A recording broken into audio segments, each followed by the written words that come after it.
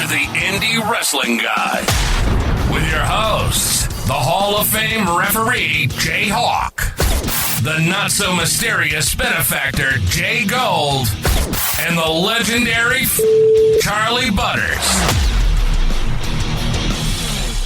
So this is the first time you got paid to be at a strip club, huh? Yeah. Yeah. And I got paid less than a price of a lap dance, which got quite a bit, actually. Well, if you were giving lap dances at the strip club, then you might have got paid more. Now, that's... They might have paid you to not give them a lap dance, is what I'm saying. That is also true. Everybody was having a good time, though. People enjoyed the wrestling. People enjoyed the girl. Some people enjoyed both. If I'm going to call him out on air because I doubt he listens, but I know a specific wrestling fan definitely got a lap dance while he was there. If you're thinking of the same fan I'm thinking of, he actually DM'd me going, "You didn't see me, did you?"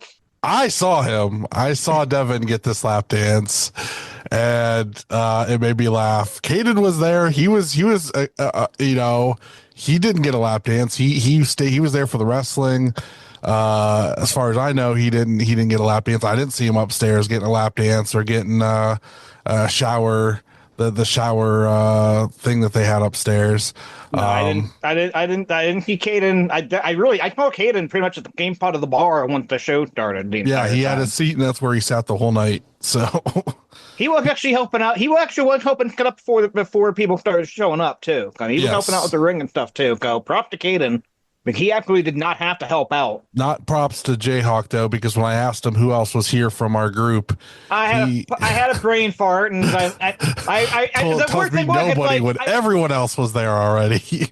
Okay, well, Tammy and Amanda had not been there at that point. I actually had not seen Vic, but I drew a brain fart about seeing Gay and Malcolm.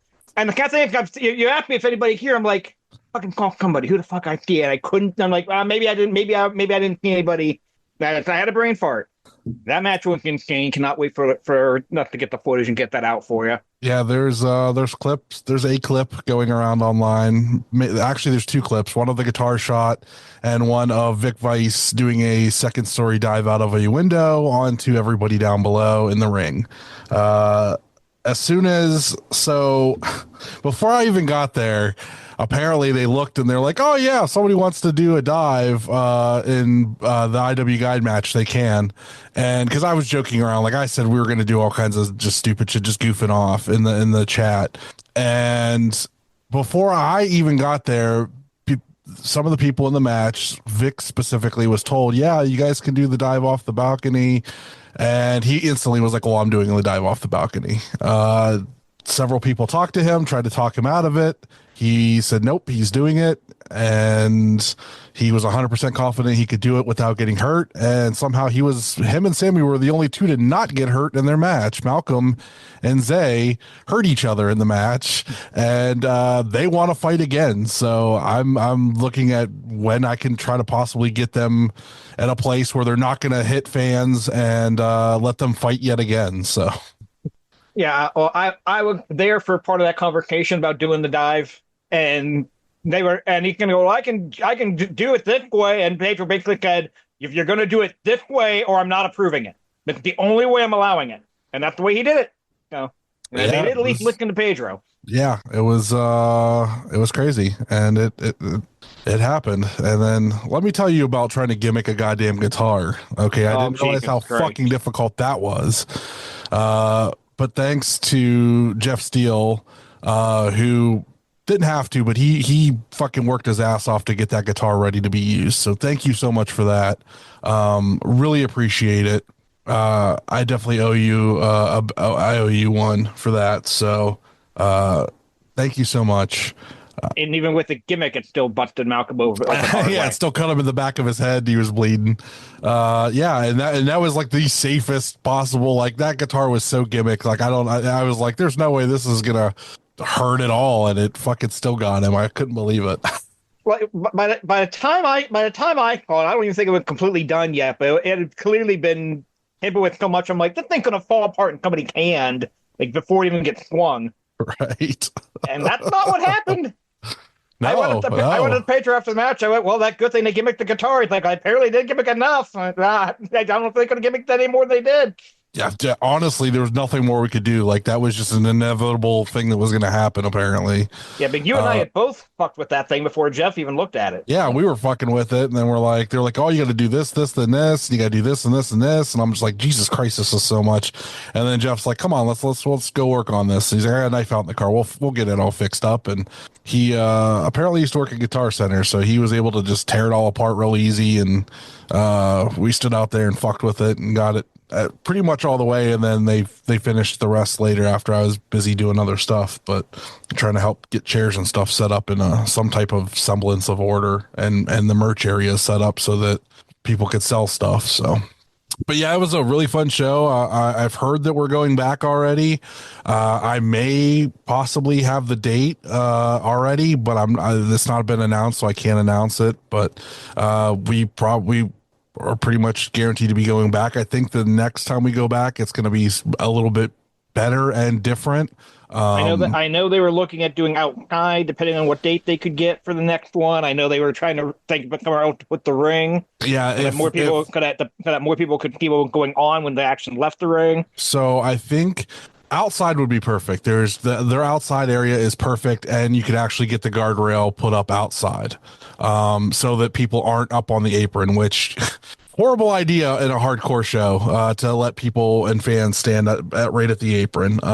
I get, like, there just wasn't a lot of space, but at the same time, like, there's shit flying everywhere, like, super huge liability. And ironically, the only time anything happened like that was during our match, and it was, in the aisle way. So, of course, we have that luck, but luckily, I think everything got smoothed over. So, I mean, the biggest issue was with Colt Johnson and Dontavio trying to leave the ring. That's been going around. Well, that's kind of their things going on. I jumped in and kind of said my piece about it, but I've just been watching it kind of unfold on Facebook the last day or so, and whatever. Anyway, get him in the ring. Let him go it that way. Sure, yeah, why not? What else do you want to talk about before we get into everything? Was there anything else you really wanted to discuss? Not particularly. I mean, that was pretty much my weekend was that show. Of course, I got to the building an hour earlier than I probably needed to, because I thought it was a 7:00 bell, not an 8:00 bell. But but I also helped get the ring up and stuff too. So I made myself useful. Yeah, I showed up about was it 4:30, almost 5. Something like that. Yeah, I had to work, so I showed up then and started messing with stuff, and then I tried to, get tables and merch stuff set up, and I think we sold like 1 pack of cards, which is cool. Got some cool. There's some cool footage out there from Jose Rodriguez Photography. Go check that out on Facebook. He's got photos of all the matches from the show.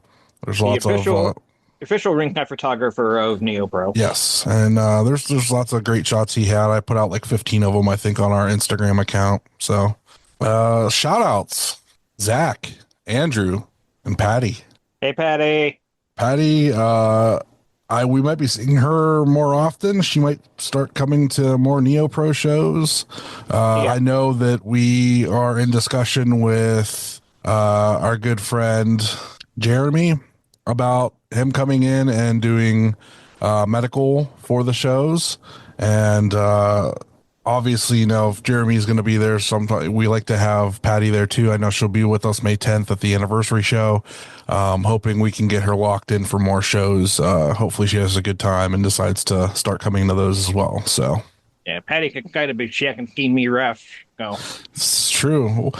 I guess we could do what's on. Josh isn't here this week. Obviously, he's in Disney World with his kiddo. I've been seeing all their photos and stuff like that of all the stuff they're doing. Apparently, they have eaten alligator while they were down there. And then they were at Disney World today. So yeah, glad they're having fun, enjoying their spring break. Right. What's on this weekend? Well, by the time this drops, if you go to Triller, there's probably live wrestling. I'm just going to throw that out there pretty much all weekend. I'm going to focus on one particular show. It will be Joey Janela's Spring Break 9, and that'll be this coming Friday, April 18th, 10 p.m. Eastern, 7 p.m. Pacific time from the Palm Casino Resort in Las Vegas, Nevada. In the main event, it's being billed as Sabu's retirement match. Sabu against Joey Janela, no rope, barbed wire. Also got on that card Minoru Suzuki against Matt Tremont, Megan Bain against Bo Gilla, Gabe Kidd against Mance Warner. That's going to be fantastic. Atticus Kogar versus Fuego del Sol. Max versus Career. Anything goes in that one. Trio match. Los Desperados of Aaron, Gringo Loco, and Jack Cartwheel against the Wagner family. Dr. Wagner Jr., El Hijo del Dr. Wagner Jr., and Galeno del Mal. Jack Gaber Jr. against the one called Mander. Masha Slamovich defending the JPW Championship against Yuku Suzuki. And the match that got my attention, it is the senior scramble match. And the entire gimmick is everybody would be at least 55 years of age. And I think the youngest guy in this match is 62. You got George Scow, Ricky Morton, Robert Gibson, Damian Kick, the Warlord, and Mike Jackson. The fact that George Scow is the youngest man in this match is just amazing to me. I love it. I think I'm going to have to watch this show. I can't believe they didn't fly you in to ref it. I'm not 55 yet. You are 67. That's correct. I got about another 9 years before they can have me referee that one. I'm actually kind of curious who is going to referee that one. As a matter of fact, they are going to do that gimmick or not with the referee too. That'd be hilarious. And for those of you who really only care about the clusterfuck, and I kind of get that, that is going to be technically Sunday morning at 2 a.m. 11 o'clock local time for that on Saturday night. So 2 a.m. Sunday morning for those of you who have to watch that live. I will watch that on demand later in the week. Right. Nothing on IWTV this week. Haha. So I don't have to do anything. There is, but there are two shows with no lineup for now. So there's no point in really. Oh, there's nothing. There's nothing. There's just, let's pretend there's nothing. This is your weekly reminder, though, to watch 880 Wrestling Thursday Night Fights, 8 p.m. on YouTube, and then anywrestling.us. I think it's also on like 10 other places just you can stream it. I think you can stream it through like Instagram. What else? What's another streaming? Twitch, all that fun stuff. So do that. We recommend it every week. There's always fun stuff on there. And then April 26th, this is your heads up. Enjoy Taco Mania. Yeah. I can't wait. IW Guy Championship will be on the line. I know the match. I'm not allowed to announce it yet, but I know the match. I have the graphic. I can't wait for everybody to see it. It's going to be insane. And also that same day, AIW Gauntlet for the Gold. So it's there's a lot going on. April 26th, Saturday, April 26th. So get your tickets. Absolutely, and if you're in the Youngstown area, RPW run in that day too. I'm mixing that one we don't enjoy, so can't be in two places at once, unfortunately. But it is what it is. You're not going to miss anything. It's going to be fun. Knock it off. But the Taco Mania lineup is stellar. So the Taco Mania lineup is fantastic. Even what they've already announced is fantastic. We'll go over it in depth next week. But yeah, we'll go over it all leading into the show. So. Interviewing. This week, we have the voice of 880 Wrestling, the voice of IW Guide Wrestling. It is Toddy Tondera. Hello, folks. Do you need me to do anything to record my audio, or do you have my audio? Everything's all good? I got you. Okay, cool. Hey, folks, this is Toddy Tondera. Hello, Jayhawk. Hello, Butters. How are we feeling tonight? Doing pretty good, Toddy. You sound great, by the way, with your setup. I think we're fine there. Good. Yeah, I do, as you would assume, I do some broadcast commentary voiceover from home, and I've done podcasting for years, so I have somewhat of an okay setup, just making sure I'm heard okay is all. That's coming out great. I actually kind of want to ask you about doing some of the remote broadcasting here. What's the kind of difference between doing remote from home broadcasting and it or doing it live to tape? So remote broadcasting versus being there in person for me. Yes, I am Toddy Tondera. I'm with 880 Wrestling, do stuff for Enjoy Wrestling, T2T Brooklyn, a bunch of stuff in that area, like Northeast, East Coast stuff. Hopefully I'm moving over to the Midwest at some point. But Recording from home versus recording live. Recording live, obviously, is something that is the first string thing that I like to do. So if anybody likes to have me do broadcast commentary, I would like to come out. But for those folks who can't always do that, recording at home is I'm surprisingly okay with doing it at home. I'm a lot less anxious at home, that's for certain. If you folks ever seen me, I know you two have, but anybody listening, if anybody has seen me do commentary live somewhere, I'm usually standing, and that's because I get very, I don't even, nerves maybe a little bit of nerves, but it's mostly, it's just like I'm in motion all the time. So at home, I'm able to relax, and I sit down at home, so I'm much more calmer at home versus the live Toddy experience, I guess. So I'm fine with both. But the cliff notes are I'm more excitable in person and more calm from home, I would say. Yeah, is there any kind of adjustment to make with that? It's like if you go to a show live, you can talk to their talent if there's anything you want to get to put over in the match or anything like that. You don't get that luxury at home. Because if that throw you off? Well, it is interesting because, like, as you said, Jayhawk, you do get to talk to talent when you're there. But when you are there, you're responsible to talk to talent. So, in fact, a lot of the times I have more notes given to me when I do broadcast commentary from home because I'm not around the talent. I'm not in the locker room. So a lot of the times for doing it at home, I'm given some notes. But notes, usually when I do things live, I have to just go up to people and ask for notes or, is there anything you want to get in, any move names, anything in particular that I should know of? I ask a lot of that stuff in person. And so sometimes when I do it at home versus doing it live, I have more notes actually when I'm doing it from home versus in person.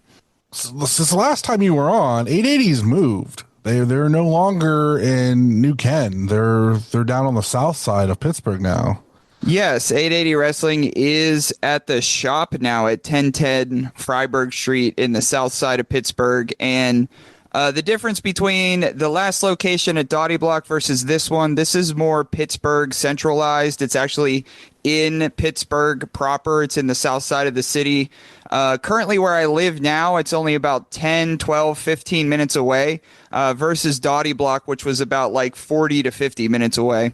So what do you like about the new location for your commentary and stuff, like your setup there? Before you were up in the balcony doing commentary, there's no balcony here. So I haven't been there live in person to see it yet. Are you like down by the ring closer, or where do they have you stashed at now? Yeah. So for those folks who are unaware, 880 Wrestling used to be Pittsburgh adjacent in somewhere called New Kensington, PA. Our venue is called Dottie Block, and what it was like an old jewelry store, and it was a storefront. So essentially we had the ring in the store, and then up top, which I called the foxhole, I was in a balcony, and I would often do commentary over the balcony. With the shop, it's a much smaller place. There is more graffiti. It is more centrally located. It is easier to get to. It is easier to tell people where it is. So with this location, with it being smaller, I'm right there on the floor, Butters. I'm right there against the far back wall. So I am kind of ground level. The only thing that keeps me a little taller than everybody else is the shop. We call it the shop because it was an old skate shop.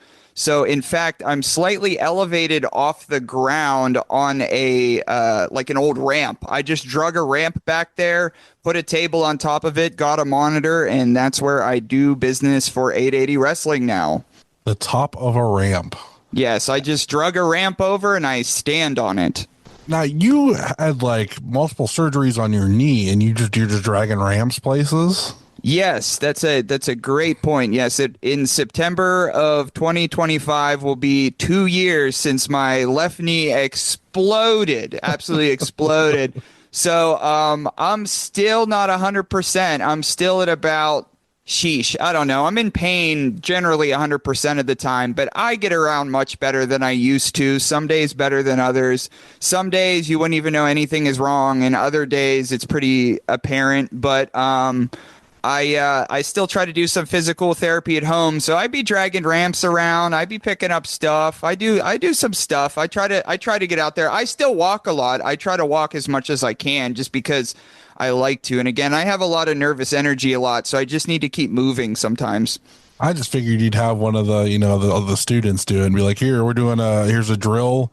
You're going to drag this over to this corner for me one time. They drag the ring around a lot more than I do. I would like to contribute more to ring duties. So when I can, I contribute to ring duties, but they drag everything else around. I don't need them working for me too. I can't imagine. That's one of the luxuries, man. You're the voice. You're the commish. You gotta lay it in. So I do manage generally. Yes, that is true. I do manage generally on Thursday night fights. That's true. I can't imagine coming off of a knee surgery less than 2 years ago and standing for 2 or 3 hours at a time calling these shows either. Like, I don't know if I could handle that. I appreciate you saying that because there are people in my general circle that, and I'm happy that this is the case, but there's people in my general circle who've blown out knees after I blew my knee out, and they're already back to 100% before I am. So from what I understand with these knee surgeries and knee injuries, sometimes they take a long time, sometimes they take a short amount of time, and sometimes they're right in the middle. So I couldn't even tell you if I'm ahead of schedule, behind schedule, right on schedule. I feel like I'm pretty behind schedule, but I don't know. I have no actual idea, but I'm still doing the thing. But I do appreciate that because I do want to get in better physical shape at some point. Yes. Are you still doing a lot of thrifting and stuff like that? Oh, yes, I do. I buy and sell clothing. With wrestling the past couple of years, obviously the past couple of years, I've gotten to do more in wrestling. So this is actually in this current day, in this current time, is the first time that I'm doing like 3 essentially part-time jobs at once. So I'm doing a little less thrifting, a little more wrestling. I've got something else that I'm doing too. So a little less thrifting these days, but I'm still doing it. But buying and selling clothing and collecting knickknacks and stuff like that, that's something that's always been kind of woven into me. So I'm sure it'll be in the forefront of my mind eventually again, but I just ebb and flow through things I'm interested in and things that take precedent. And right now this wrestling thing does. I don't know if you guys know about this wrestling thing, but it certainly takes a lot out of you, a lot out of you. Did you thrift that X-Files hat that you're wearing? Am I wearing it? Oh, yes. Yes, I'm wearing a vintage 90s X-Files hat. But as folks, if folks do not know me, when I do wrestling work, my hair is down. But when I'm at home, my hair is up. So I look kind of like a different person than I usually do. I think Roman Reigns said it one time, like, hey, when I'm wrestling, my hair is down. But when you see me in the back, my hair is up. I'm more so if you see me at the function, my hair is down. If you see me at home, my hair is up type of vibe. Yeah, he's like Sideshow Bob hair-wise at shows, and then at home he's more like a ponytail under a hat guy. Yeah. Yes. Yeah. He's not trying to kill any fourth grader though. When he got show, so that's good. That we know of. That we know of. No, I've never intentionally tried to kill anyone. In fairness, I don't get a lot of fourth grader that enjoy show anyway. Kind of hard for him to. Yeah, you folks, you folks went down to Dearly Beloved, and saw all of that. I appreciate you guys coming down for stuff like that. We always love seeing you. I love Enjoy, and as long as it doesn't conflict with other things that I may be doing here and there, I will always come to Enjoy. And usually even when it does conflict, I usually will still try to make it to Enjoy because I go to the other stuff usually more often. Last year, you guys Enjoy ran like, I want to say like 2 or 3 of the dates they ran the same day as Toy Hio, and Toy Hio is tied in with my job. And I'm there from 7 in the morning until 4 o'clock in the afternoon. And after that day of like dealing with people, I don't want to be around more people, and I don't want to drive an hour to be around more people. So Oh, for sure. Those are the only days that I will not go to an Enjoy show. I think I've done it one time where I did that, and I was so beat afterwards. I don't think I had to drive that show though, thank God. But now that I'm usually the one driving, I can't do it. So, but as long as it doesn't conflict with anything, I'll always be at Enjoy. So. Yeah, they're always fun to be at. Always great to see familiar faces there. On and off, there's actually somebody that I went to preschool with. I mean, I guess I shouldn't say just preschool. I went to grade school with, but somebody I've known since preschool. We reconnected at Enjoy Wrestling shows. I just saw them in the audience, and they look exactly the same. I look exactly the same, and I see them like every other show. So it's cool to see them and see people I haven't seen since literally like in childhood. So Enjoy brings a lot of different people together, and that's one of the best things about it. Yeah, I keep forgetting how many people I know until I get to an Enjoy show and see people that are just hanging out going, Jayhawk, how you doing? Yep. It's a friendly atmosphere for sure. I am super excited for Taco Mania coming up. Yeah, the IW Guide Championship at Taco Mania. Yeah. Oh, I told them like we're not allowed to talk about what it is yet. It hasn't been announced officially, but I have the graphic for it. And I'm super excited for it, but I don't want to spoil it until they announce it. But sure. Yeah, it's super excited. It's going to be an interesting couple of days because on Friday, April 25th, that is Pittsburgh versus Brooklyn, the next chapter at 880 Wrestling, and then April 26th is Enjoy Wrestling Taco Mania. So 2 shows, 2 days in a row. I got some folks staying with me over at the house here, so hoping to have a good time for this couple of days. And you're doing Thursday night fights before that too, right? I guess so. Yeah, so it'll be 3 in a row. 3 days in a row. That's a great point. And I heard you mention it before, but every Thursday, 8 p.m., YouTube, Twitch, TikTok, 880 Wrestling presents Thursday Night Fights. You could watch it online for free or come down to Pittsburgh to see it. But Thursday is Thursday Night Fights. Friday is Pittsburgh versus Brooklyn, the next chapter. And then Saturday, Taco Mania, 3 days in a row. So you're right. So what are you excited for on the 880 versus Brooklyn, the next chapter? What's cooking on there that you can talk about that you're excited about? For sure. So what day would this episode come out? You would think Thursday. This comes out this Thursday. Yes. 17th. Very cool. So in a few days. So next week, what we have in store on Thursday Night Fights, it will be to start things off on Thursday. It will be MV Young versus Big Game Leroy. That's going to be that's going to be the big match on Thursday. And then that's going to be the preview for Friday. And then Friday is Pittsburgh versus Brooklyn. Now, the Brooklyn cast of characters are from T2T Brooklyn, which was the first T2T school, and then Pittsburgh sort of broke off from that. So the originators of the T2T name, Brooklyn, they're cocky, they're brash, they take T2T, they have it on their jackets, it's blood to them. So we have Quasi Asante coming down. We have Angelo Carter. We have Joseph A. Game. They call themselves Diaspora. They're a trio here in the Northeast, and they're spreading all over. But the 3 of them are at the top of their game right now. They're all in great shape, and all 3 of them will be down for Pittsburgh versus Brooklyn, the next chapter, on Friday at the shop. And then, Leroy will be there again on Friday. Brianna Bands will be there. Some guy named John. Some friends of yours as well. Psychedelic Dreams are going to go against Den of Desire for the 880 Tag Team Championships on Friday night. Winner. I love both teams so much. Right? Yeah, but I love Sammy. I love him to death. But I love the Den so very much. I'm rooting for a time limit draw. I'm not going to lie. I will say that I hope everyone has fun. Psychedelic Dreams and Den of Desire for the 880 Tag Team Championships will open that show at 8 o'clock. So if you're going to come down, 8 o'clock, 1010 Friedberg Street, Pittsburgh, PA, Den of Desire is going to start off the show with the championship match.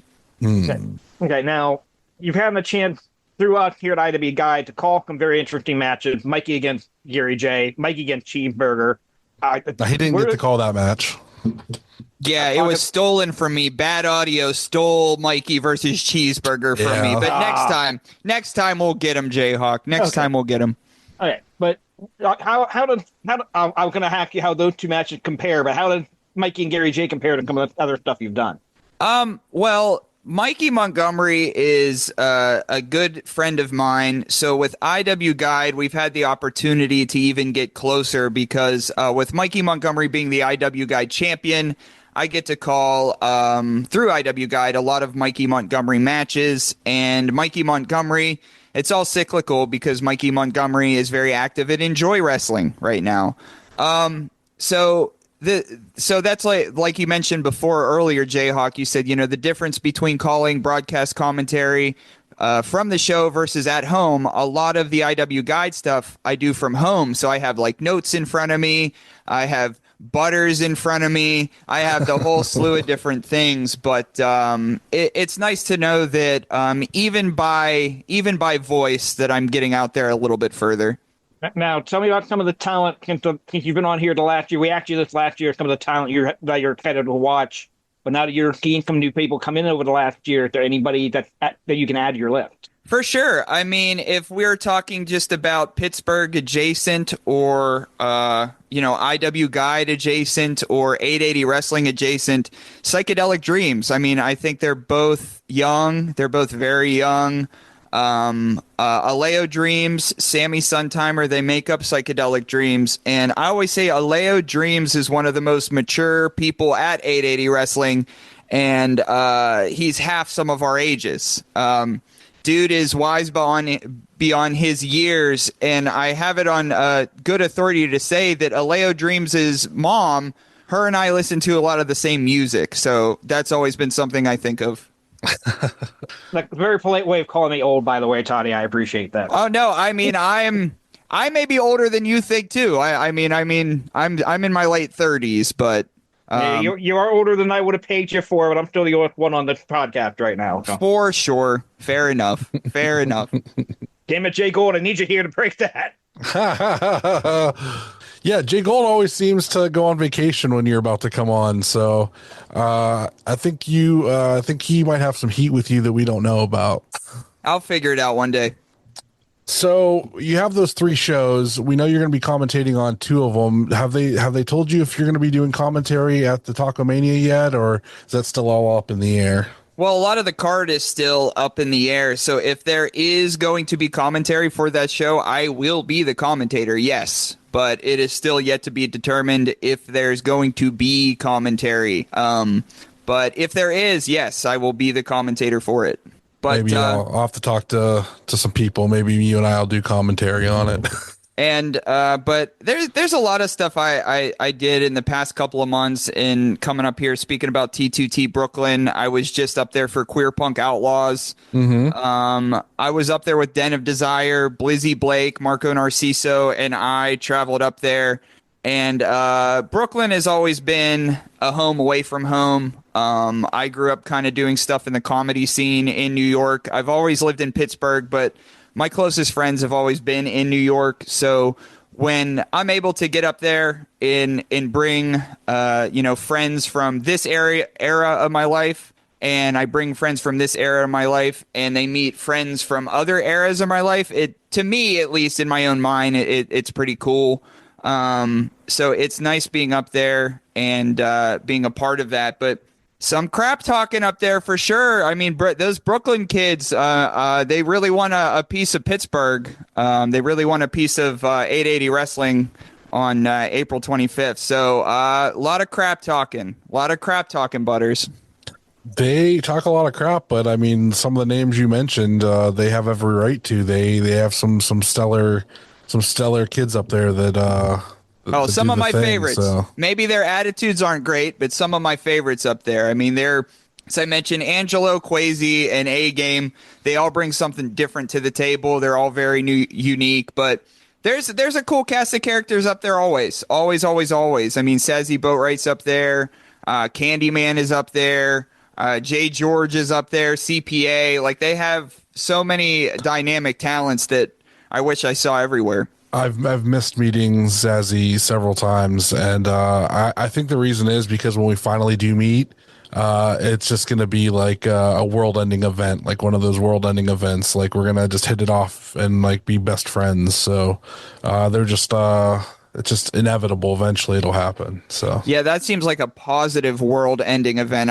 I've been through a couple world-ending events that weren't so positive, including my knee. So when I hear world-ending, usually I think negative. But yes, that would maybe a world-changing event for yourself. Yes, a world-changing event.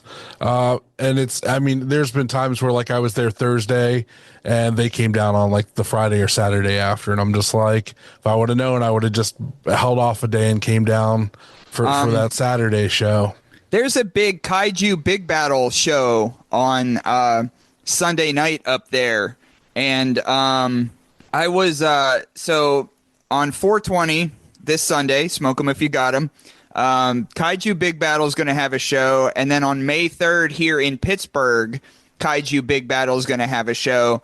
And unfortunately, I'm going to be missing both of those for different events. But I always want to put over Kaiju because it's an insane product to be a part of, and I'm sorry I'm missing out this time. But the reason why I mention that is a lot of the T2T Brooklyn adjacent folks, they also do stuff for Kaiju Big Battle and stuff like that in the area. Okay. I've heard good things. I've never been to one, but I definitely would check one out. Those seem like a good time. Yeah, the May 3rd one in Pittsburgh is going to feature some folks that we all know. But I'm not going to spoil who because I think they're going to be in a different form of themselves. Let's say a more monster-like form they will be taking on the 3rd of May. Hence the name of the promotion. Yes. Okay, you brought up earlier being in the comedy scene up in New York. Were you a stand-up comic, or how were you in that scene? So what am I? I'm 37 now. So probably about 15 years ago now. I had friends through public access comedy, through a friend's public access show that eventually made it to True TV. And through that community is probably the hardiest and steadiest and most friendly community that I claimed home in. When you talk about the DIY aspects of independent wrestling, the DIY aspects of comedy are a lot in the same. And in my early 20s, I had a group of folks. We all lived in different places, but we all used to meet in New York to be a part of this show. And we did a lot of, so it wasn't stand-up comedy. It was more like a variety show, but comedy acts, sketches, stuff like that. And through actually that community is what originally connected me to wrestling, because folks in that community kind of curtailed into comedy wrestling, and then some of them stayed in comedy wrestling, and then others just went to straight up wrestling. So there are current day T2T Brooklynites that I met probably 15 years ago through this comedy scene. So I've always stayed connected with those pals, and that's now I've been watching wrestling since I was single digits, just like most folks, but actually being a part of wrestling, how I was able to be a part of wrestling was originally through that group. And then when T2T Pittsburgh started and I already lived in Pittsburgh, it was just a natural it was a natural fit there. Plus, I knew MV through the Polycult shows. I did stuff at the Polycult shows. So that's how I ended up at 880, the long and short of it. Where is your IW Guide Commentator of the Year plaque? Where? Okay, check this out. As I walk off screen in my short shorts, you folks can't see it at home, but I'm on my living room couch. So I had to walk over to my mantle. And see, here's my plaque. IW Guide Podcast Commentator of the Year 2024, Toddy Tondera, which I believe is me. But it's on my mantle, but I'm on my couch, so it's not behind me. But I saw it the other day when we were doing commentary, or we're getting ready to do commentary that first night when your cord broke. Oh, yeah. So I saw it when you were moving around. So I know that it's here, dude. It. Yeah, it's here. with Mikey winning Wrestler of the Year and me winning Commentator of the Year, that's a lot of fun for us because, again, in IRL, we're friends, so it's cool having to experience something with another pal, I suppose. Yeah, the Christmas tree photo, as I call it, with you and Mikey by the Christmas tree with your plaques, is one of my favorite photos. Yeah, for sure. That I've received, which, hilariously enough, I get it from Ziggy, and she's like, I was told to send this to you. Yeah, we were hanging out. I'm like, Butters wants a pic of us holding our thing. So, but I remember I was trying to get you one when you came down for Enjoy, but like we were all over the place. Mikey had a spot in the main event, so it just didn't happen. So when I saw them the following couple of days, I'm like, we got to get a Christmas pic here. So yeah, I don't think what else we had talked about.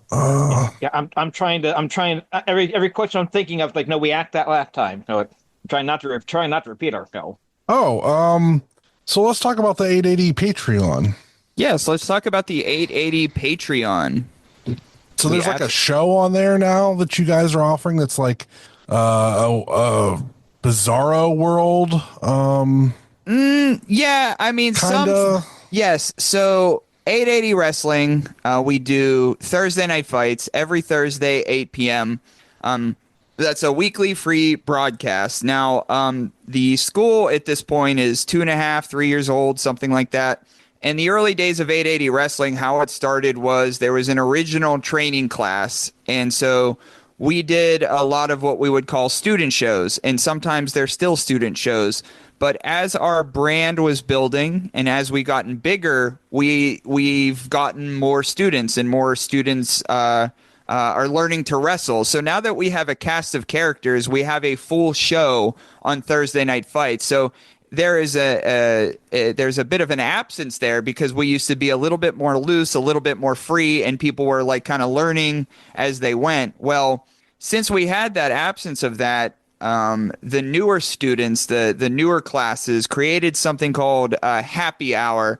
And what Happy Hour is, it's a part of the 880 Wrestling Patreon. And what Happy Hour is, it's the new students of 880 Wrestling working out the bugs. What I wish that the students of 880 Wrestling who are full-fledged superstars, different places and locally, is I wish they would tweak their characters and then appear on Happy Hour, because Happy Hour is a place where you could, work out the kinks, work out the bugs. So my hope eventually is the more seasoned people at 880 hop on Happy Hour to try out different characters. Now, there are a few different characters that have popped up. Some guy named John has a friend, I suppose, that pops up on Happy Hour named some garçon named Jean. That's somebody that pops up on Happy Hour quite a bit. But what Happy Hour does, it allows to put your foot off the gas a little bit and kind of enjoy people in the progress of learning and building and growing into, hopefully one day something they could be proud of. So Happy Hour is sort of where we're working out the kinks, where the new students practice. So a lot of the stuff is practice matches and in-ring reps that are valuable. And those are all on the 880 Wrestling Patreon for sure. So you and I are going to be doing commentary on this Vic Vice Sammy Suntimer match when it becomes available for everybody. Sure. I was there live. It was a crazy mess of a match that, like, there was some chairs and garbage cans and a guitar, and there was a dive out of a window. I saw some dives out of a window. And while we're on that subject, talk a little bit about that venue and that establishment, because it's a very unique structure that I don't think that a lot of indie wrestling, you don't see indie wrestling in those environments too often. No, it was in a strip club, an active strip club. So as the wrestling was happening, there were women in almost nothing type lingerie and bikinis serving shots. The upstairs where it was half blocked off was for wrestlers, like as their as you know, the room for them to get changed and stuff like that and hang out. And then they also had lap dances and stuff going on upstairs. So it was in the middle of an active strip club. We talked about like they have a really great outside area that would be perfect for wrestling. So I think it might get moved to that the next time, because where the ring was at and the lighting and stuff in there was not super great. So it was very cramped in the area that it was in. But it was very unique, very different. Hey, tip your bartenders and any other friends you want to tip for sure. I mean, Yeah. I'm all for it. I'm curious to see how much they have to edit the footage and maybe put like logos over the complete bare bottoms of women as they walk around the ring. Bare bottoms. Wow. This is an adult show. Everybody, make sure your kids are in bed. We are talking about bare bottoms, folks. Bare bottoms. 18 plus venue and 18 plus footage when it comes out. Cool. I love working unique venues like that. Strip clubs. That's my first time I ever worked in a strip club. I got that building had two different midget promotions coming before August. they have all kinds of wrestling all the time in that venue. It's amazing. But like brewery, anything like that, any weird venue, I love working those weirder venues. So I didn't mention this earlier, but while we were there, one of the commissioner of Neo Pro Wrestling is one Mr. Insanity, Toby Klein, who was in the very first Tournament of Death, was in King of the Death Match. He is a hardcore legend, and we always talk about on the show, go talk to these guys, pick their brains. Toby Klein picked my brain to see if I was a true hardcore wrestling fan. When I told him I was, he asked me who his first opponent in CZW was. He asked me who his first opponent in certain shows were, and had me name off all the wrestlers in the first Tournament of Death. And I think I impressed him enough that he said he wanted to come on the show one day. And he was just really great to talk to and talk about just crazy hardcore wrestling stuff. And never in a million years, if you would have told me, 10 years ago, hell, even a year ago, you're going to be in a strip club with Mr. Insanity, Toby Klein, talking about deathmatch wrestling, I'd have told you were insane. And I think that's one of the coolest, most unique things about wrestling, and especially Neo Pro, is that not only are they going to wrestle in a strip club, but like deathmatch legends are going to show up and do things. So. Well, I mean, sometimes adult clubs are the safest places to be because people who work in adult clubs know the risks and know how to carry themselves a lot better than maybe people at a bingo hall or something like that. So there's a lot of adults. You know what I'm saying? It's like, so I'm very comfortable working in those atmospheres. And also, if the crowd gets rowdy, I'm sure that they have rowdy crowds all the time, so they know how to take care of themselves there. So I am all for it. I saw that Gigi Jacobs was on that show. Gigi Jacobs was down at 880 Wrestling with Sexy Violence not too long ago, so I was glad to see Gigi on that show. Yeah, the security there, very top flight security. Don't stand in front of the ATM. Don't stand by the stairs. Wow, they got top flight. They got top flight. Jeez, that's what they seemed like. That's what they seemed like. They don't want you standing in front of the ATM watching the wrestling show, even though nobody needs to get to the ATM. Yeah. So it was just a really good time. I can't wait for us to record that, and then the big 6-man coming up at the anniversary show is going to be very wild as well. So yeah, a lot to look forward to in the IW Guide consciousness for sure. And it's just going to keep getting crazier. I started figuring out like this 6-man tag at the anniversary show is kind of the end of this portion of the story that we've been telling between Bax and Mikey and his crew.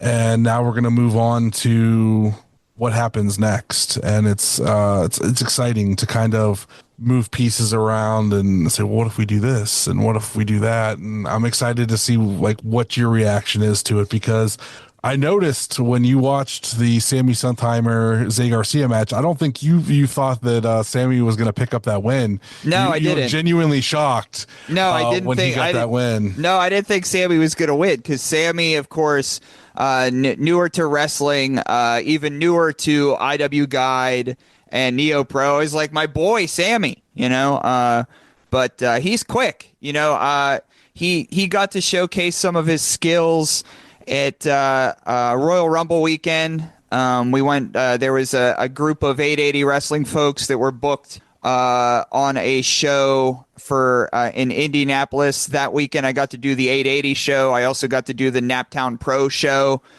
with Just Jay on commentary. Naptown Pro is a cool place. Everybody has J's in their name. There's J Rose. There's Just Jay. There's other J's. So, but Sammy was out there. And I'll tell you what, I'm not quite sure what it is, Jayhawk and Butters, but there's something that Sammy digests, something that he puts on his tongue before he gets in the ring that I haven't quite figured out what it is, but whatever he's digesting, he gets a little wavy, he gets a little spooky, and he locks in and has a good match. So couldn't tell you what that is. Yeah, I mean, Jayhawk is supposed to make sure that they're ready, and they say they're ready. So I guess that's all that we can do. He just said before he gets in the ring, if he got in the ring, then he was fumbling around with it. Maybe then Jayhawk could bust him with it. But Jayhawk, did you notice he put something on his tongue? He takes something out and puts his tongue out, and then puts something on his tongue, and it's almost like an edible or something like that. I don't know. I'm not really sure. The problem without knowing what it is, I don't know if I can stop it. I don't know if legally. I don't know if legally it's something he's not supposed to be having or not. I don't know. He hands it off to the psychedelic princess Amanda at our shows, so we can't even really bust him with anything on him because he doesn't even have the container on him. We have the same problem with 880 Wrestling, and now Sammy and Aleo Dreams are now hanging out with Billy the Alien. I don't know if you've seen Billy the Alien. So there's Billy the Alien. Yeah. Yeah, I was, you know what? I'll be honest with you, a little behind the scenes here. I tried to get an autograph from Billy the Alien, and he was really off-putting. He just walked on by me.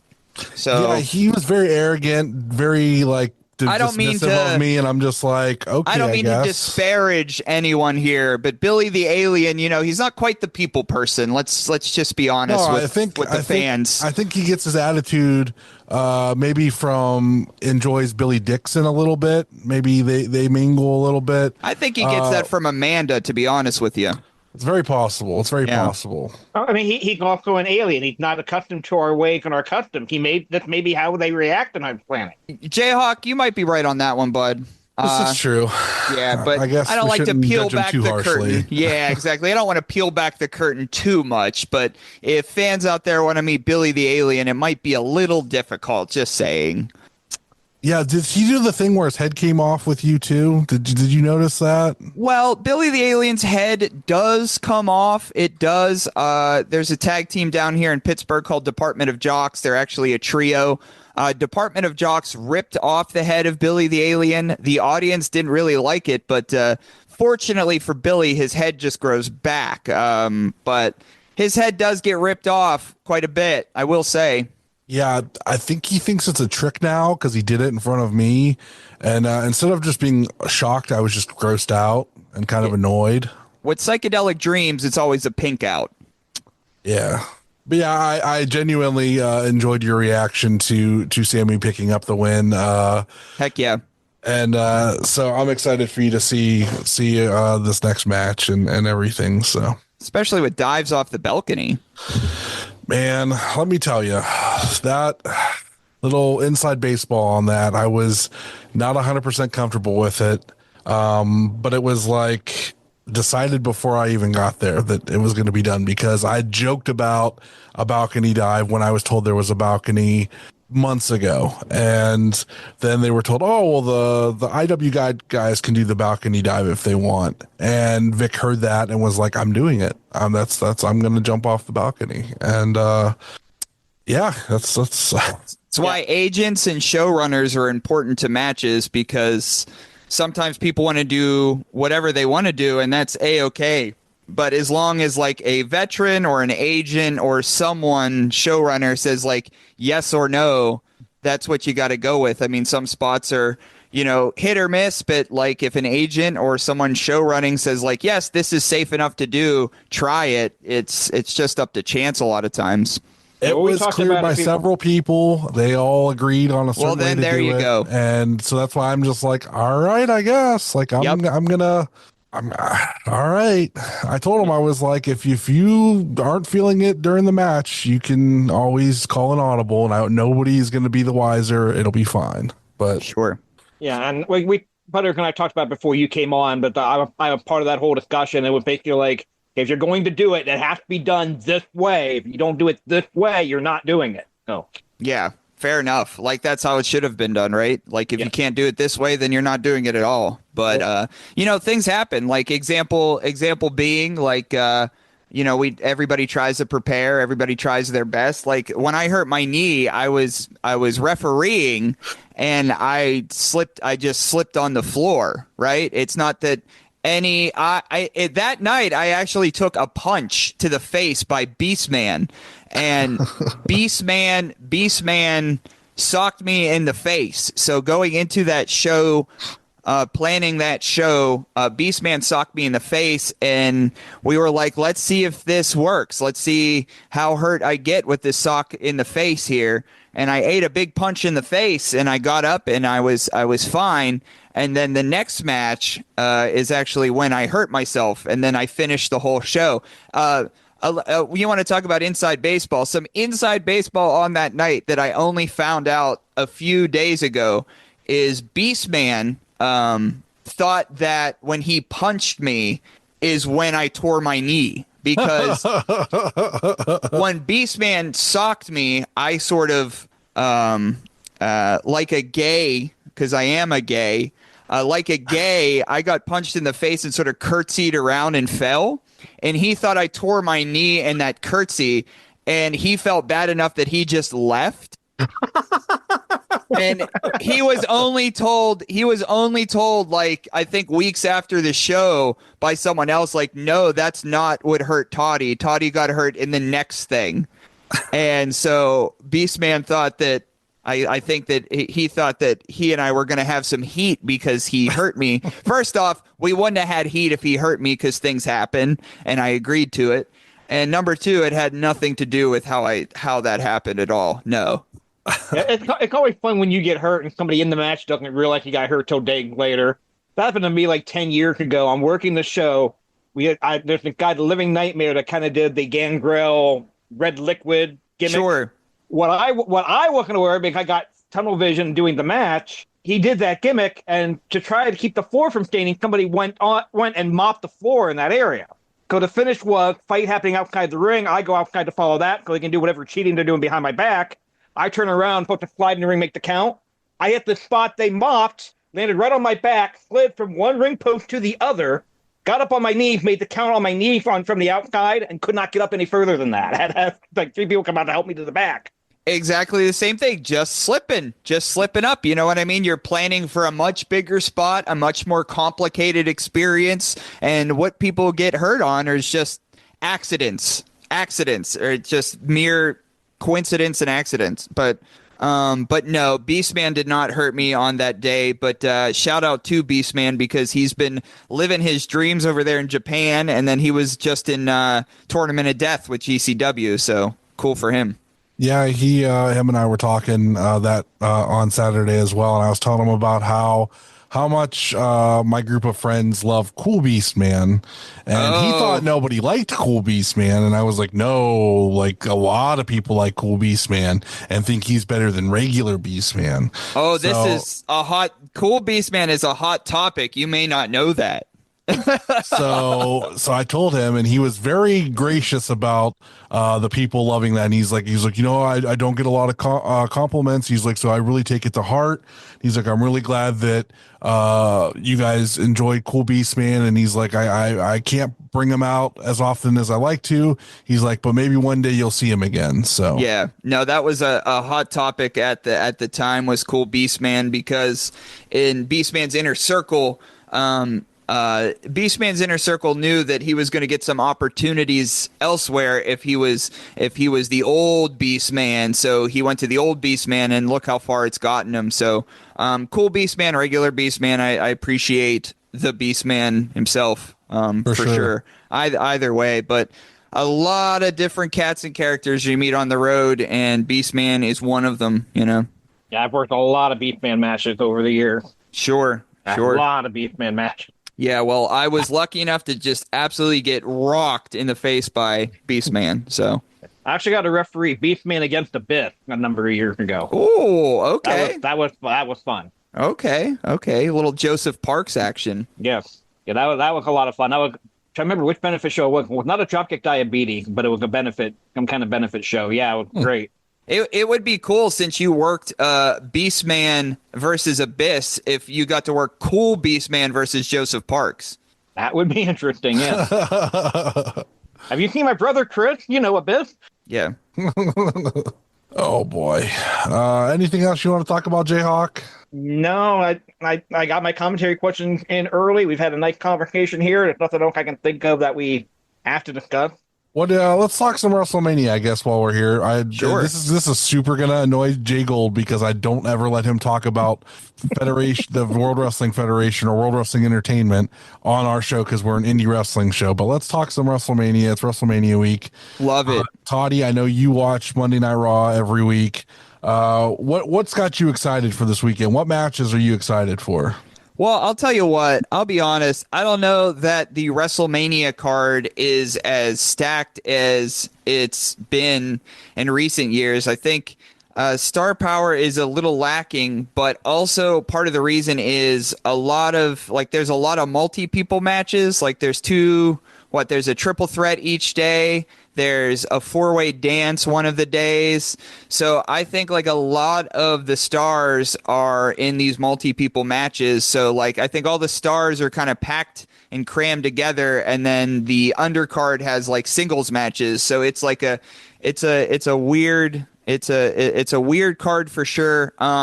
Saturday I will be watching live. Potentially Sunday I am busy, but I will definitely watch it. But just what everybody else is excited for, the triple threat, Roman Reigns, CM Punk, Seth Rollins, that seems to be a good match that day, where Paul Heyman's lineage is with Roman Reigns, but then he has a friendship with CM Punk, so there's a lot there. I'm thinking that Seth is actually going to win that one, and Paul Heyman's going to join Seth, but I don't know anything. Who knows? That's just me fantasy booking, but I think Seth is going to win because Paul is going to say, F you Punk, F you Roman. I'm going with Seth because Seth at least tells me the truth to my face, and Seth may be a bad guy, but at least he'll stab me in the front rather than in the back. And Paul Heyman is a natural heel, and we've seen face Roman and face Punk and face Heyman, and I think Heyman has more power as a heel, so that's why I think Seth is going to be winning that one. But just a guess. I know nothing. I have no idea, but that's just my guess. Now, what do you think about the Gunther Jey Uso match, Bid? I'll tell you where I stand on it. Yes. I think Jey Uso is going to win. Because I think they've got themselves booked to the point where if he doesn't win this time, he's going to get that Lex Luger can't win the big one reputation, and you can't get back up from that. But at the same time, I love Gunther, and I feel like it's too early to take it off Gunther. I think, I think you pretty much nailed it. I think it is interesting because when Jey Uso won the Royal Rumble, obviously I'm a broadcast commentator, so I pay attention to that stuff. Like the verbiage they used was Jey Uso is going to main event WrestleMania when he won the Royal Rumble. So how between that moment when he won the Royal Rumble and a few weeks later when he was not main eventing, I don't know. But no, Jey has to win. If Jey doesn't win, that's it. Like that's it for him. I don't know what happened with the build of that one because it seemed like it was gonna main event night one, and then I don't know what happened, but yeah, no way that Jey doesn't win that. it's even possible that match opens night one just to kind of like heat up the crowd. Maybe Jey Uso wins right away, and then that kind of sets the standard for the rest of the night. But Jey has to win. With Gunther, it's a bummer because I agree with you too. I think he could just hold titles forever. He's a great champion. I think Walter is different than Gunther, and that's why I think Gunther is cool, and also Walter is cool. Like Walter was just like some dude, like some thumper that's gonna scuff you up, and Gunther is a much more refined ring general. So I'm bummed that Gunther's run is gonna end too, but I think you're right, Jayhawk. I think he loses. You think John Cena gets the belt off of Cody? I wish John Cena won. I'm a John Cena guy, but I don't think so. I think Cody Rhodes is going to win.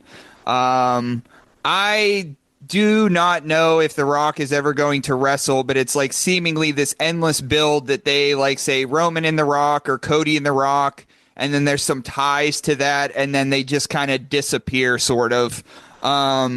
So I'm hoping for The Rock to wrestle at least one more match because I'm sick of seeing him in cool spots on WWE TV that aren't matches. And if he can't wrestle, I don't know that why we keep teasing like Roman in The Rock or Cody in The Rock. Like we keep teasing those two things and they just never happen. But I'm hoping John Cena wins, but I think Cody's actually going to clean up there. But I do not know.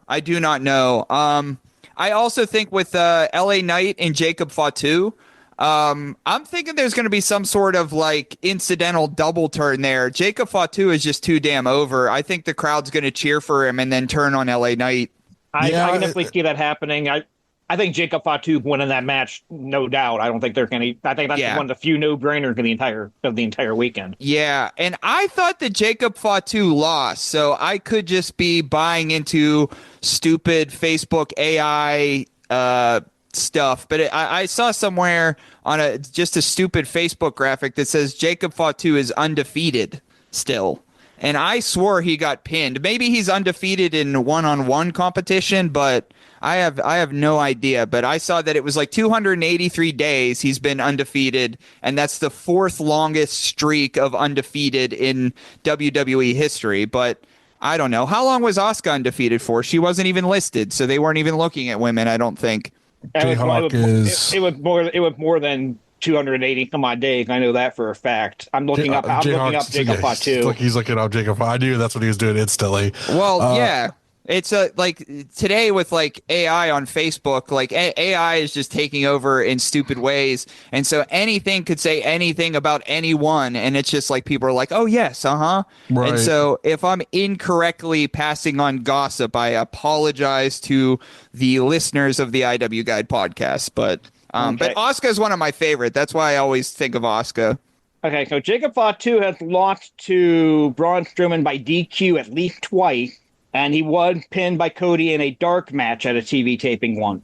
So I know they do their not on TV doesn't count bullshit, but tell that to people who paid money and saw the fucking match. I'm sorry. For sure. But as far as I don't think he's been pinned on television. Okay. He's not been pinned on television.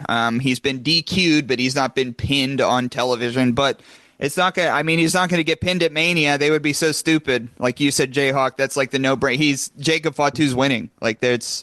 Yeah. I was hoping they would do something more with Jacob Fatu, and it's quite possible that they wanted to do something with Solo Sikoa.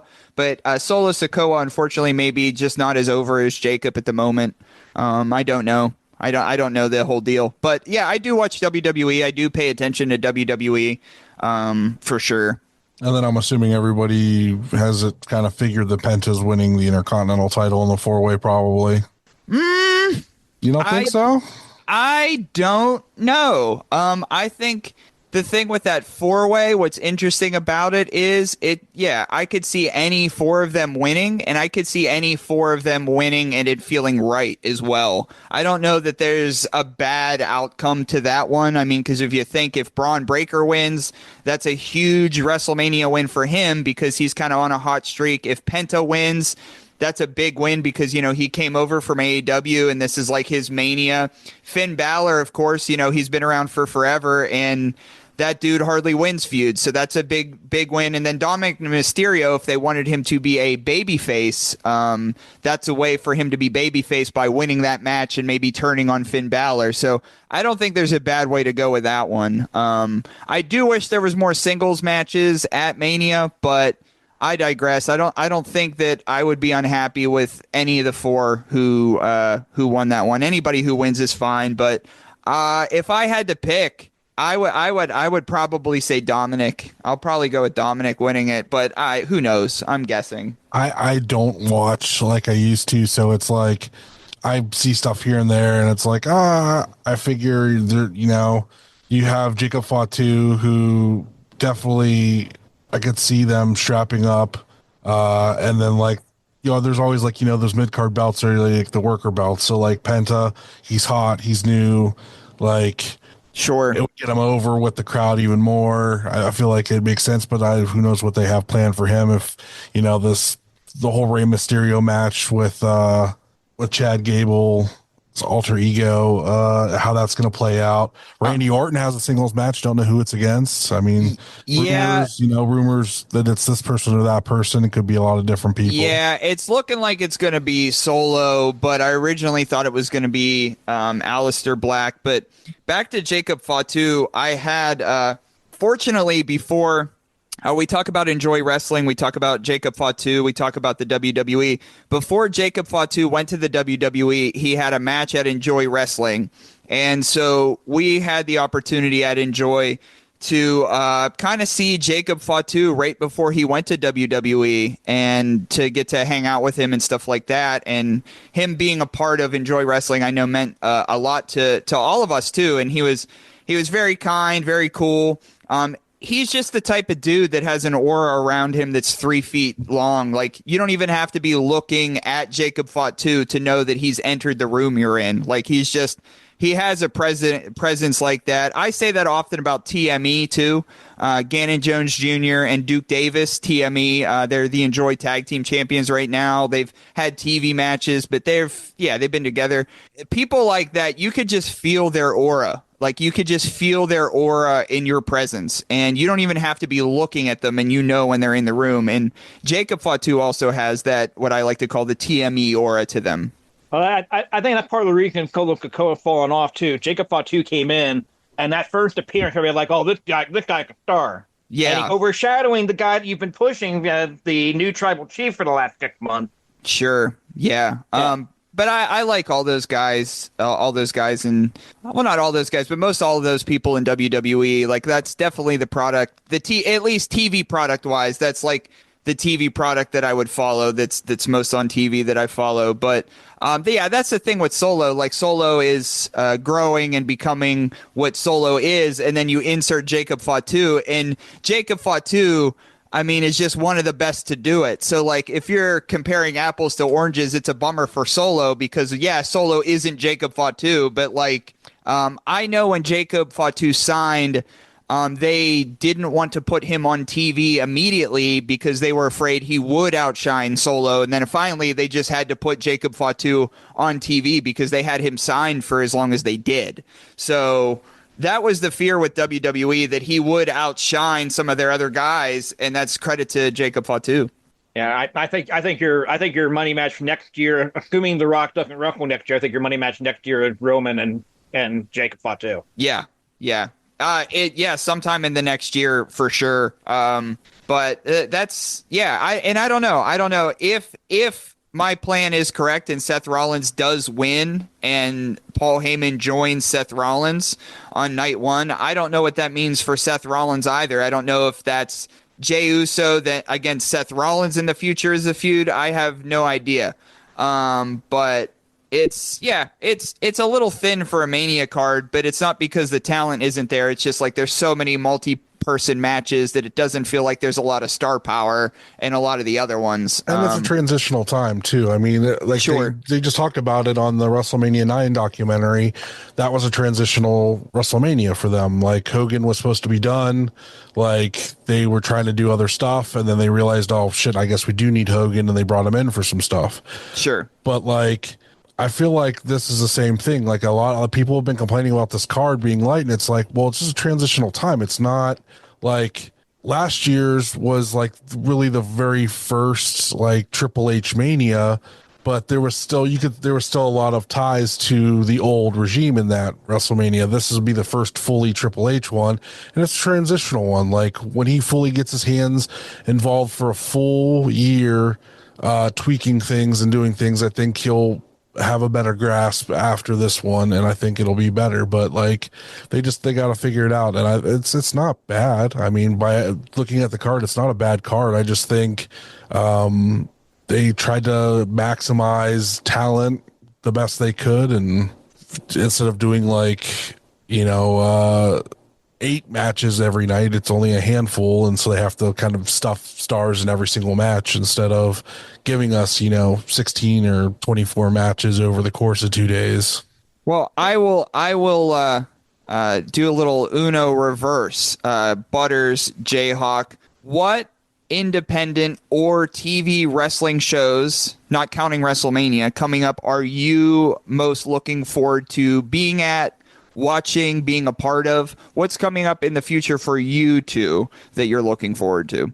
Oh man, obviously Brother and I are both going to Taco Mania. That's really going to be a really fun one for both of us. It's hard for me to say because I'm a big lineup guy. I love storytelling and wrestling. So I kind of get like if I want to go to a WWE show, I'm not necessarily going to know that lineup ahead of time. I kind of get that. But at the same time, I look at if I'm going to an independent show, I want there to be at least 3 matches on a show that I want to see this match. It doesn't necessarily mean they're the top drawing matches, but they're matches that I want to see for whatever reason. Either I like the storyline coming in, or I just think the match is going to be a banger. That used to be when I'm going to age myself a little bit here, but when I was living at home with my dad, and there are 3 pay-per-views every month, you had WCW, ECW, and WWE, I was like, you can get 1 a month. We can't afford any more than that. So I would look at the lineup and went, are there 3 matches on the card that I want to watch? And if there were, I'd order that pay-per-view. And almost always want to be in the ECW show if it was an ECW month. But yeah, fair enough. Yeah, but that's really kind of what I look at. It. What is the lineup? Are there 3 matches on this show that I want to see? And I'll make my decision based off of that. Now, again, the TV products can't really necessarily do that. They don't announce the matches more than a couple days out. But like, how about you, Butters? Or like, real quick before Butter answers that question, with the John Cena retirement tour, like my 18-year-old daughter, John Cena is her all-time favorite wrestler. So if he gets announced for Pittsburgh or gets announced for Cleveland, I'm probably going to go to that show, but it's going to be her last chance to be John Cena. Yep. So last chance for all of us too, right?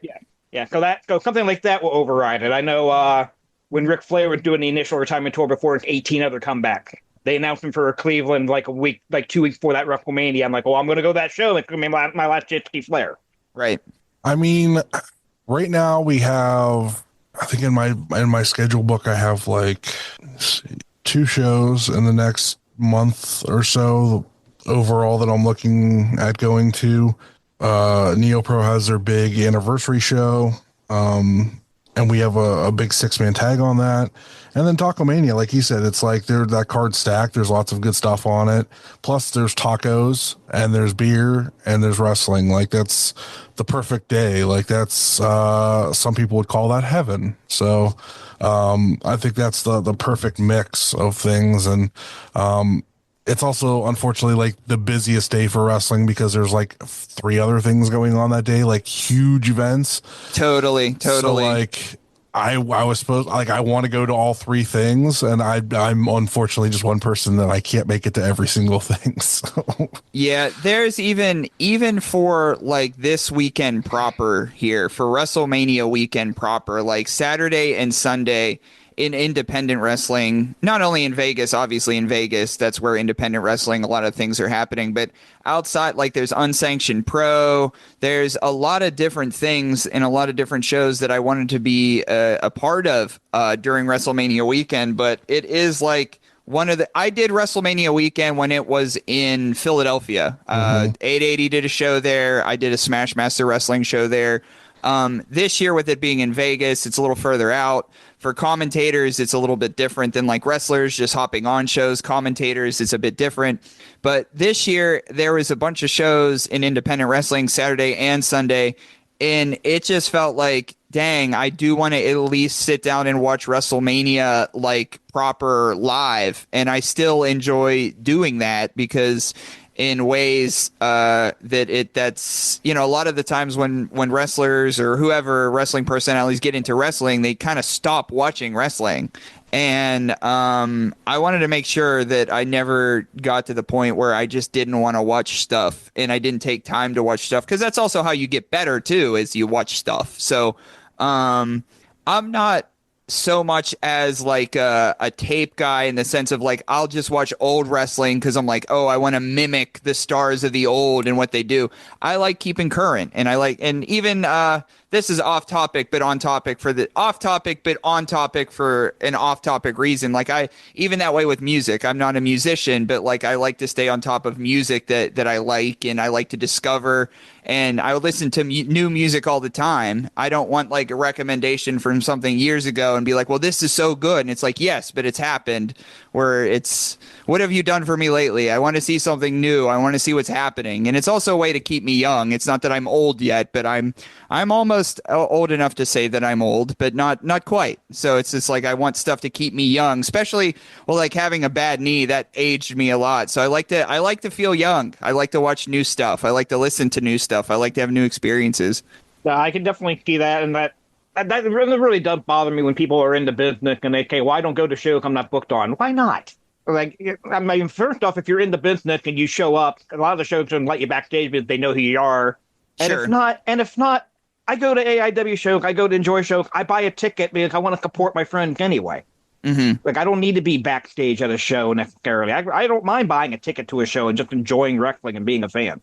The setup and takedown of a wrestling show is sometimes one of my favorite parts of the show, which is why when I was deeply hurt and I couldn't do a lot of that, I was also bummed because of that. I kind of like the pre-show buzz of it all and the post-show buzz of it all. It makes me feel like there's more of a community, and it also makes me feel like I'm contributing to my community when I help set up a show or take down a show. Like, it's not something I do just so people are like, oh, that person does that. Like, I generally just do it because I do like that part a lot. I like the community feeling of it. I like the DIY feeling of it. And I'm nothing without my communities, for sure, and I never have been anything without my communities. So it's always good to have that type of support, and you get that support when you do things like that.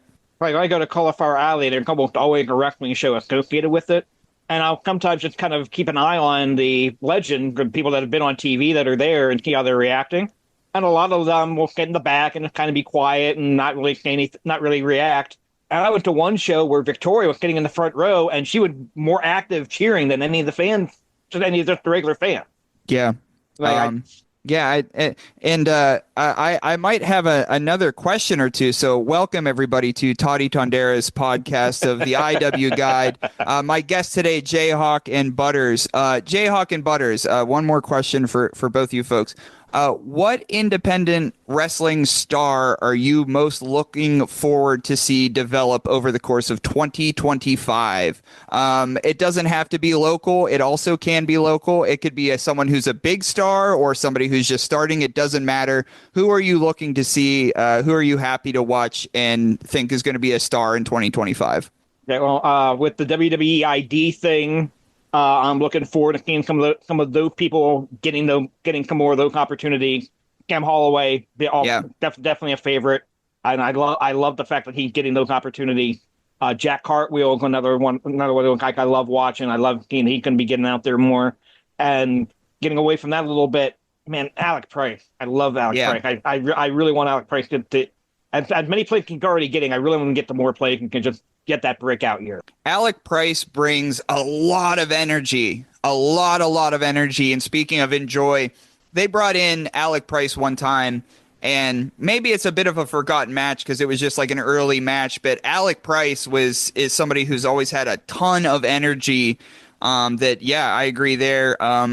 Smash and Burn, Ricky Price and Junie Underwood are a tag team that just appeared on AEW Collision. Junie Underwood's a good friend of mine.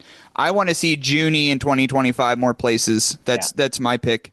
Yeah, Junie was just in Vegas not too long ago, too. Oh, yep. Junie Underwood is my pick. I was just watching Collision last night at work, and I saw him, and I was like, oh, there's my buddy Junie. Sweet. Yeah, for sure.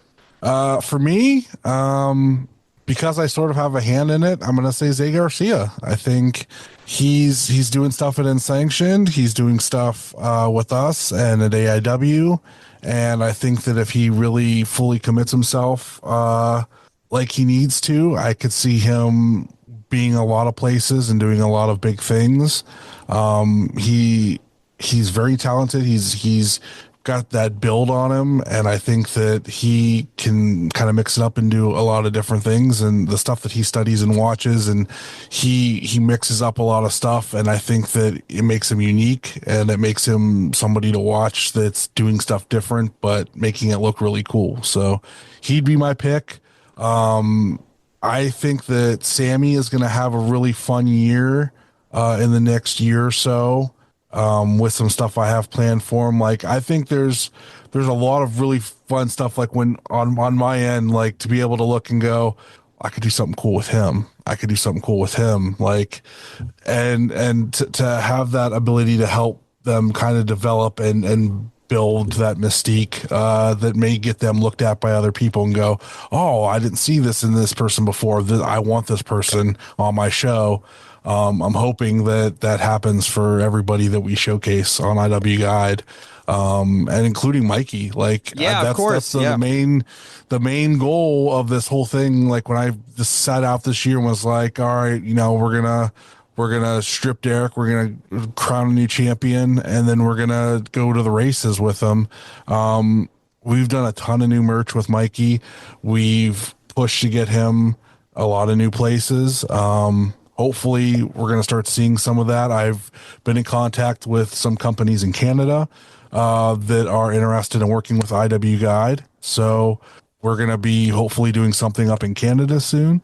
And it's just, I'm hoping to get him a lot of places, and same with, guys like Zay Garcia, who's already wrestled in Canada and doing stuff like that. That's awesome. And he's done Greektown. Yeah. He's done Greektown, and he's I think our friends members only have done like C4 and stuff like that. So yeah, Junie's at C4 too. Now that you say C4, but yeah, obviously all those folks that we mentioned, in our own champion, the IW Guide champion, Mikey Montgomery. That's obviously that's my boy too. So I'm so with you, Butters. That's who I think hopefully in 2025 everybody knows is Mikey. And that's I get on him because I know how he's told me how he is. So I'm like, now when I see something and I'm just like, I get irritated when I see certain people that I know he's better than get certain opportunities. I'm like, that should be Mikey getting that opportunity. So I yell at him. I'm like, you need to get on this show. You need to do this. Reach out to this person. And I'm starting to like get hook up certain places, and I'm trying to like put that word out there like, hey, you need to get this guy on your show. He's worth it. The crowd will love him, and he is a star. You just have to give him a shot. So I'm hoping that he breaks out of that shell and reaches out and starts getting some of these other shows, because there's people and matchups that he could have that would be insane to have on your resume, and people would search out to see said shows or see said matches. That's why I like Mikey versus Cheeseburger's a thing. Mikey versus Gary J is a thing. And then those got hundreds of views on YouTube because those are matches people wanted to, like, they're like, holy shit, this is a thing. Like, yeah. So, yeah, I know Naptown Pro just did Josh Crane versus Gary J. And I believe that that's the first time that those two fought in a one-on-one match, but they're from the same circles, working a lot of the same promotions. But in 2025, I believe, is the first time they ever had a singles match. I think that's true. If it's not true, I apologize. But I believe that that's the first time that those two have fought. So there's definitely some interesting matchups happening in independent wrestling right now. And it's almost like the territories are back, but in like a different way, which is cool. Yeah, it's as much as people say, all the territories died and this and that, like if you really look at it, like they've changed a little bit and there's more promotions, but at like just below the core of like the bigger companies, there is absolutely territories. Like you have your Northeast promotions, you have your Midwest promotions, you have your Southern promotions, you have your West Coast promotions. Like it exists. It's not as, maybe as massive and as prominent, but it's there. And I think there's lots of opportunities for guys to go and have these matches, and it's cool to see, promoters in different areas see that for certain people and give them these big matches. Like, Mikey has big matches at Enjoy all the time. We give him big matches at IW Guide. He's getting big matches at AIW as well. He gets these big matches. He had Alec Price. He had, he just had Gianni Michael Enrico at Enjoy. Which, Gianni's a younger guy, but he's in a lot of places that Mikey isn't. So it's like, there's new eyes for that all the time. And even like Tony Deppen versus Mikey happened the fall of last year, in December. So, I mean, Enjoy is giving him big opportunity matches. He's going to face Billy Dixon and Sonny Kiss for the Enjoy title coming up.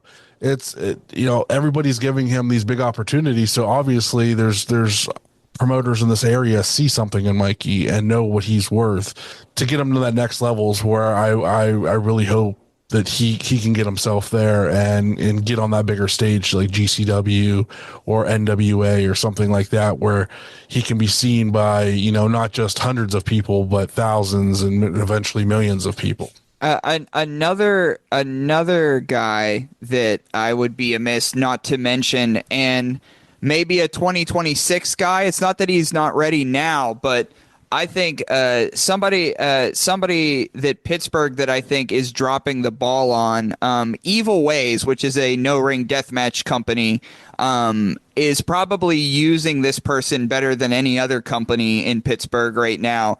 But Felix Cause is a Pittsburgh guy. The Polski Devil, the Kielbasa Mayhem. He's a great dude. Everything he does, and he's punk as fuck. I love the dude, but Felix Cause is a guy that if people do not know or never heard that name, look him up on Instagram, on YouTube, or whatever. He's done some stuff at 880 Wrestling. He's done some stuff at IWC in Pittsburgh. 2PW in Pittsburgh, but like there's not a lot of places booking him correctly. But if there's a place that books Felix Cause correctly, dude is a star, and he's cute. He's a cutie too, so like that helps matters. But he's got a great presence to him, great character, and great shape. But Felix Cause is a guy that I mention all the time that should be on everyone's radar. And if he's not, like, you got to look harder. Felix Cause is super cool. One other guy that comes to mind too, in a slightly different scene, if he wants to go that route, Brandon St. James. If you want to go into the deathmatch route, I feel like they're always fresh faces, and he is a crazy son of a bitch that I think could fit into a lot of these places that don't have or have a lot of these old timers that their bodies have broken down to the point where they can't do some of the crazy stuff he can do.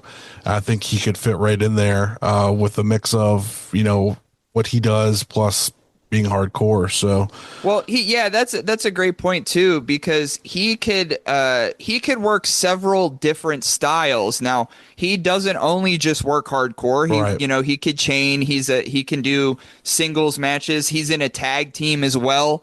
So what makes Brandon St. James from 880 Wrestling dynamic is he can do a lot of things. He could fill a lot of spots on a lot of cards. So I think that's why the future is bright for BSJ, because he fits a lot of different molds, believe it or not. And he's a tough dude too. He's a tough dude, and he's collecting marks and scars on his body too. I mean, he's got a scar on his forehead that's probably going to be there forever, because on Halloween night he had a chair fight with Hoodfoot. So I call him the gutter phenomenon, 880's wettest and wildest, Brandon St. James.